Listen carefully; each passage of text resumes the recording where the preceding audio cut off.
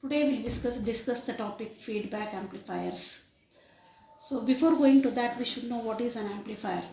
Amplifier is an electronic device which will be increasing the strength of the weak signal which is applied at its input. And also we should know what is feedback amplifiers. It is nothing but an amplifiers which are using a feedback technique is known as a feedback amplifiers.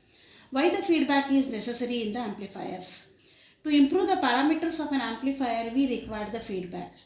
The parameters of an amplifier means here it is the stability in the gain, improvement in the bandwidth, and increase in the input impedance and decrease in the output impedance. These are the some requirements or the parameters of an amplifier.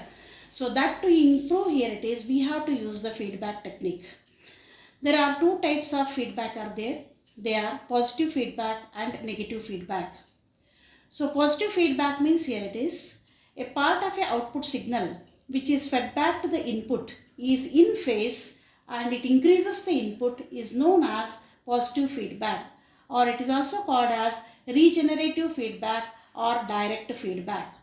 Similarly, negative feedback means a part of a output signal which is fed back to the input is in opposite phase and reduces the input is known as negative feedback, or it is also called as degenerative feedback or inverse feedback.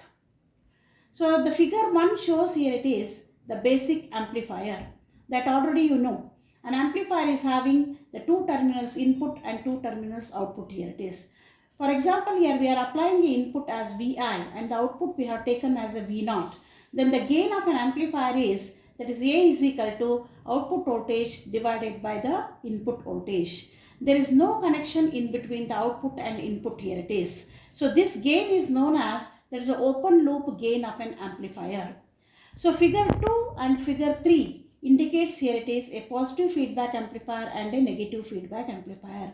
Let us see here it is in the figure 2. Here it is there are two parts are there. One part is amplifier, the upper part, and the lower part is, that is, the feedback network. So here the input Vin signal we are applying and the amplifier will be changing the phase of the input signal, that is by 180 degree phase shift. And then here the output, a part of the output signal is fed back through the feedback network to the input here. Again here the feedback network is introducing a 180 degree phase shift. Hence the total phase shift will be, here it is 360 degree phase shift. As you can see here it is the input signal and the feedback signal are in the same phase. So this is called as, it is positive feedback, means a part of a output signal which is fed back to the input is in the same phase and it increases the input. It is called as a positive feedback. Similarly, let us go for the figure number 3, that is indicates a negative feedback. Here also you are having a two parts, that is upper part is amplifier circuit and the lower one is a feedback network. Here again the input you are applying, here it is, and the amplifier is introducing here 180 degree phase shift here, and the output here it is from this a small part of the signal is fed back to the input through a feedback network.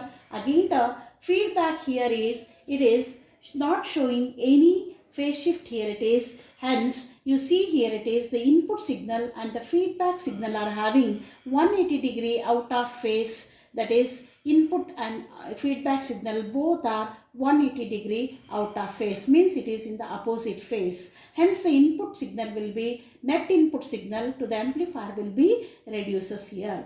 So in the positive feedback the input signal is increasing, whereas in the negative feedback the input signal is decreasing.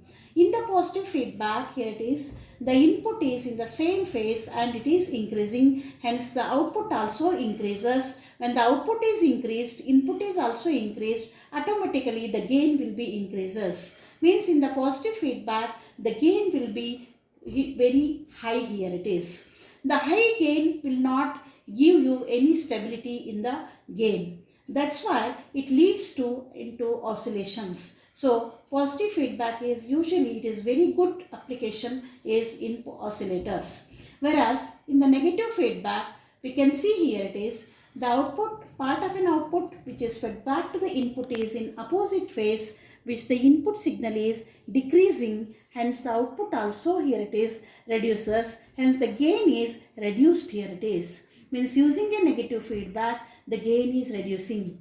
But it is having number of advantages against to this. That is, there will be stability in the gain, and it will be distortionless gain we are getting, and there will be increase in the input impedance, there will be decrease in the output impedance property, and there will be increased bandwidth we get in negative feedback using in amplifiers.